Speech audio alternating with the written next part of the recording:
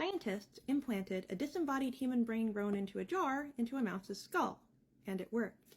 For those of you who are new here, this is a human brain organoid. It's essentially a human brain made of stem cells that can be grown in a petri dish and looks very much like a brain. It even has the same structures and brainwaves similar to that of a premature baby. In order to perform this, scientists cut out the portion of the brain that's responsible for visual interface with the rest of the brain.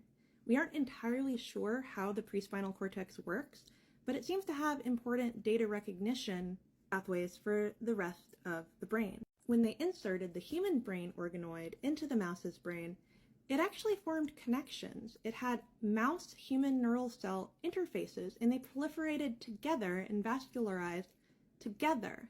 However, there are some serious ethical concerns with chimeras, which in science are two organisms combined at a genetic level.